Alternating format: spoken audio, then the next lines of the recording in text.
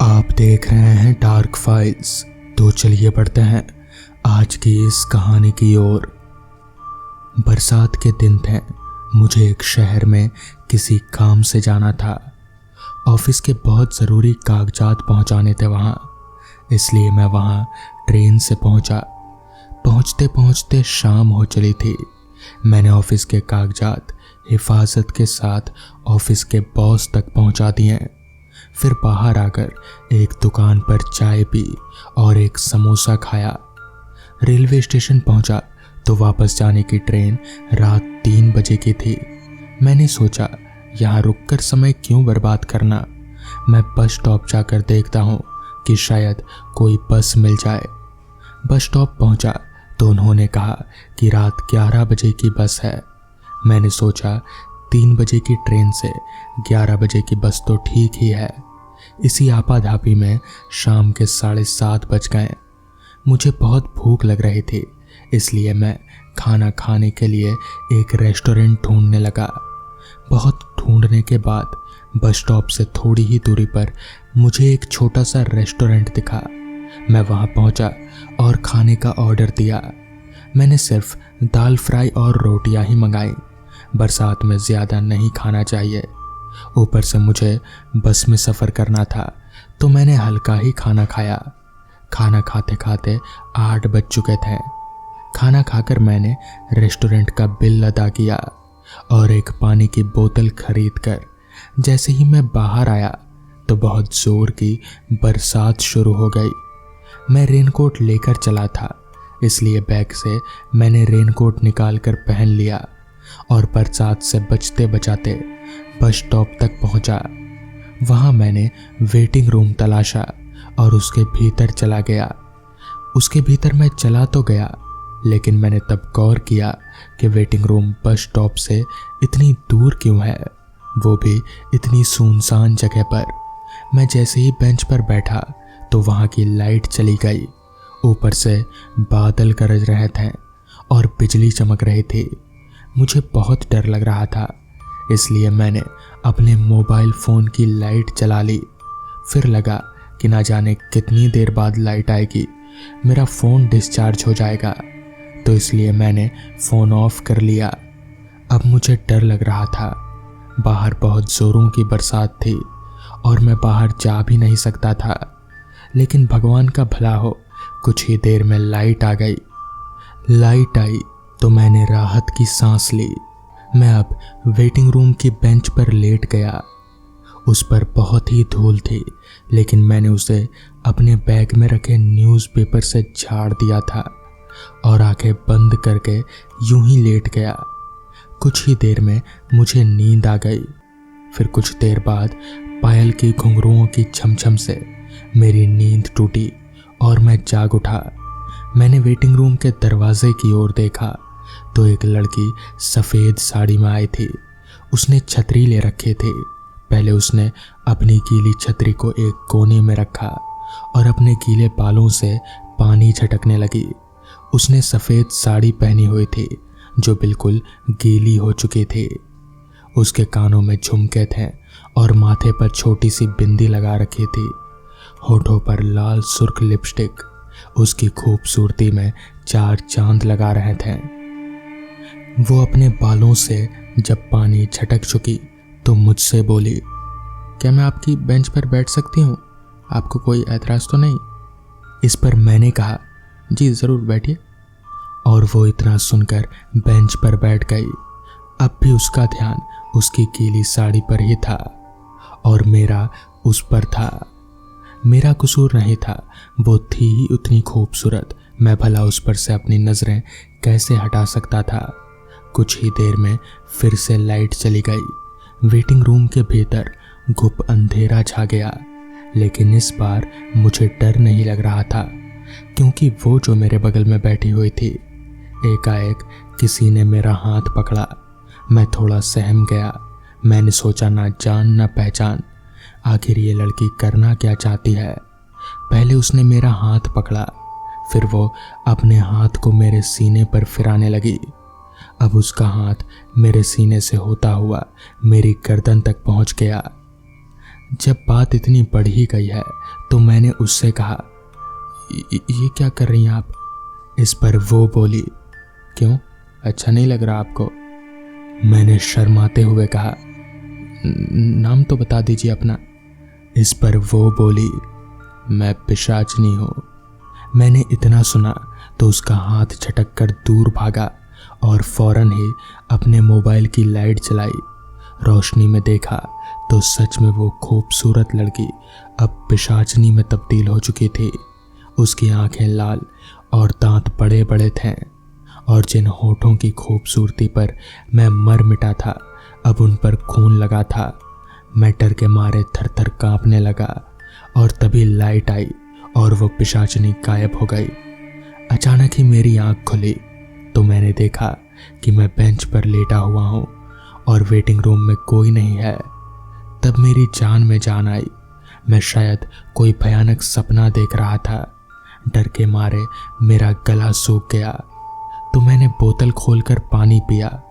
तभी waiting room में bus stop का एक कर्मचारी आया और बोला, साहब आप यहाँ क्या कर रहे हैं? इस पर मैंने कहा, मेरी बस लेट थी इसलिए यहाँ आकर आराम करने लगा। लेकिन अब ये वेटिंग रूम नहीं रहा, ये तो बहुत पुराना वेटिंग रूम है। मैंने तो यहाँ लाइट जलती देखी इसलिए बंद करने चला आया। ओह, तो मैं गलत जगह आ गया, मैंने कहा। इस पर वो कर्मचारी बोला, हाँ साहब, कहते हैं कि इस वेटिंग रूम में कोई पिशाचनी आती है और लोगों का गला दबाती है। अब ये सुनकर मेरे होश उड़ गए और मैंने मन ही मन सोचा, तो क्या मेरे सपने में मैंने वो पिशाचनी देखी थी? और फिर मैं उस पुराने वेटिंग रूम से अपना सामान उठाकर बाहर आने लगा। तभी वो कर्मचारी बोला, साहब आप अपना छाता उठा लीजिए, इसे तो आप यहीं भूल ले जा रहे हैं। अब तो मैं बिल्कुल सुन्न था और मुझे होश ही नहीं था। उसकी छतरी वेटिंग रूम में कैसे? क्या वो सच में यहाँ आई थी? अब भी जब कभी मुझे बरसात की वो रात याद आती है तो मेरे रोंगटे खड़े हो जाते हैं। मगर वो सब क्या था ये आज भी मैं समझ नहीं पाया। तो दोस्तों, ये थी आज की पहली कहानी। तो चलिए बढ़ते हैं आज की दूसरी कहानी की ओर। वो एक क्रिश्चियन कब्रिस्तान था। आधी रात से ज्यादा का वक्त हो चुका था। जोनाथन उसी कब्रिस्तान में बनी एक झोपड़ी में उस समय लेटा हुआ करवटें बदल रहा था। वैसे तो जोनाथन को इस समय तक नींद आ जाती थी, मगर पता नहीं क्यों आज उसकी आंखों से नींद कोसों दूर थी। वैसे तो रात के सन्नाटे जोनाथन को हमेशा डराने में नाकामयाब रहे, मगर आज जोनाथन को पता नहीं क्यों उस कब्रिस्तान की रात की खामोशी किसी होने वाले अनजान आशंका की अनुभूति का एहसास दिलवा रहे थे। कब्रिस्तान के पेड़ों पर बैठे उल्लुओं की हल्की सी पंखों की फड़फड़ाहट से जोनाथन अचानक चौंक कर अपनी झोपड़ी से बाहर निकल आता और दहशत भरी नज़रों से इधर उधर देखने लगता। ऐसा करते हुए जोनाथन को काफ़ी देर हो चुकी थी कि तभी अचानक उस रात की चुप्पी को किसी लड़की के खिलखिलाने की आवाज़ ने तोड़ दिया। कड़कड़ाती हुई सर्दी में जोनाथन का शरीर पसीने से नहा उठा और वो अपनी टॉर्च की रोशनी से कब्रिस्तान में इधर उधर देखने लगा। तभी जोनाथन के कानों में किसी महिला की भयानक चीख की आवाज़ टकराई। जोनाथन को अपना दिल बाहर निकलता हुआ महसूस होने लगा। जोनाथन को ऐसा महसूस हुआ जैसे कि कोई उसके सामने बड़ी तेजी से निकलकर कब्रिस्तान में सालों से मौजूद उन घने पेड़ों के पास जाकर गायब हो गया। और अचानक फिर से कब्रिस्तान चीखों से गूंज उठा। उसके बाद जोनाथन को कुछ भी होश नहीं रहा। अगली सुबह जोनाथन की आंख सुबह 10 बजे के करीब खुली। जोनाथन अपने कपड़ों से मिट्टी झाड़ता हुआ कब्रिस्तान का गेट खोलकर बाहर निकल गया। उसने देखा कब्रिस्तान के गेट के बाहर डैनियल खड़ा हुआ था। डैनियल का घर कब्रिस्तान के घर के बगल में ही था। जोनाथन कभी कभार डैनियल के घर चाय पीने या खाना खाने चला जाता था।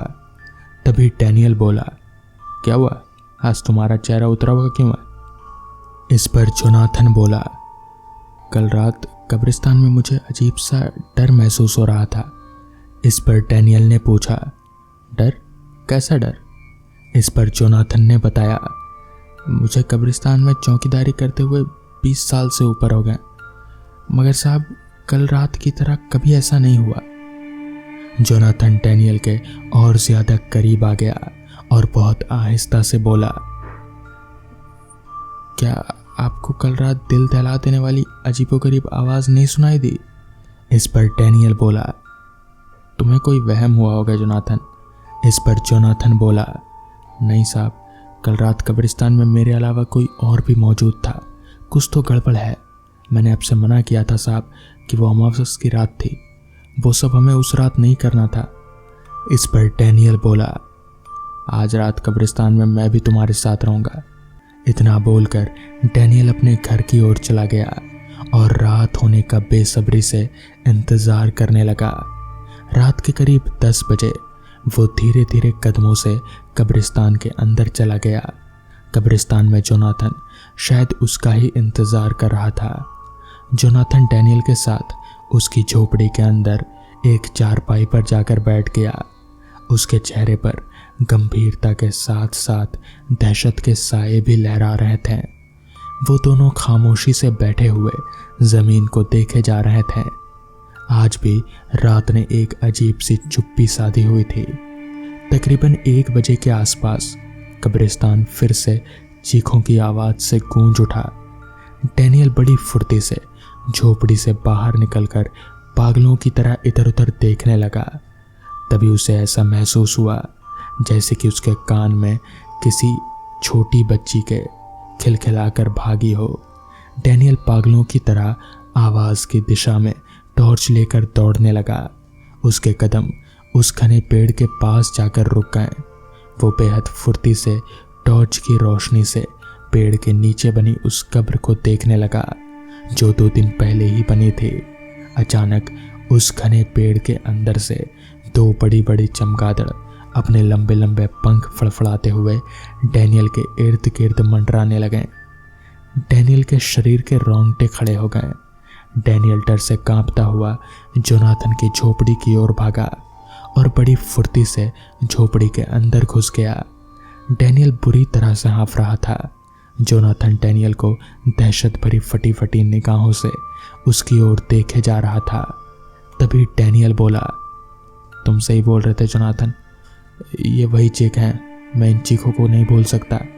तभी जोनाथन बोला, अब क्या होगा साहब? इस पर डैनियल बोला, हमें इसी वक्त उन दोनों को कब्र से निकालना होगा और फिर मैं दूसरे कब्रिस्तान में उन्हें गाड़ आऊंगा। तुम भी मेरे साथ चलोगे?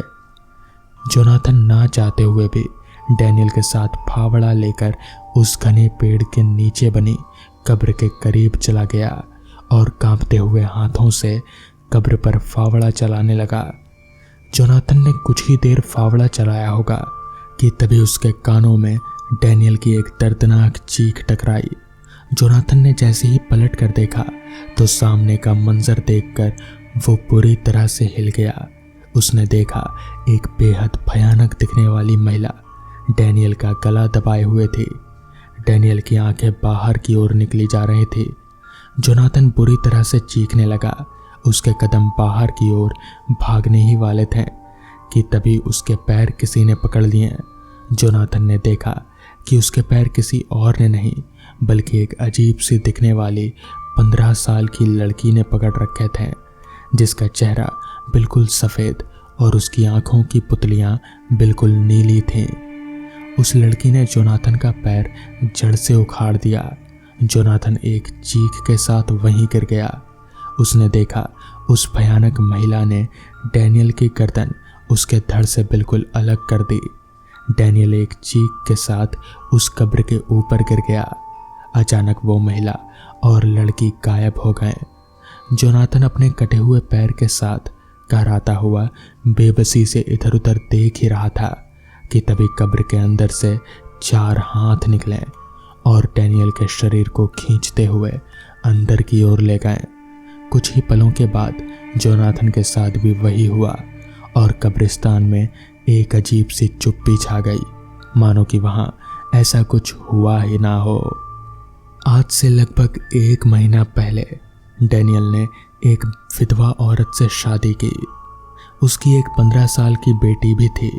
उसका पति एक बुरे हादसे में मारा गया और वो बहुत अमीर आदमी था, मगर डैनियल ने उसके साथ सिर्फ और सिर्फ उसके पैसों के लिए था। उसने उस औरत को ये पता नहीं लगने दिया था कि वो पहले से ही शादीशुदा है, मगर सच कहाँ छिपता है। एक दिन उस बेचारी को पता चल ही गया। उसने कोर्ट जाकर केस करने का फैसला किया, मगर तभी डैनियल ने उसे जान से मार डाला।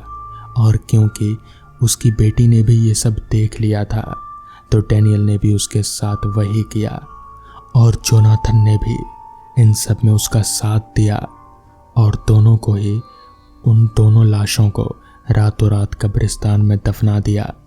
और आज उसी के कर्मों की सजा दोनों को मिल गई। तो दोस्तों, ये थी आज की कहानियाँ। अगर आपको ये कहानियाँ पसंद आई हो तो वीडियो को लाइक और चैनल को सब्सक्राइब करना ना भूलें। तो मैं आपका दोस्त आर्यन जल्द ही मिलूँगा आपसे ऐसी ही नई कहानी के साथ। तब तक के लिए अपना ख्याल रखें।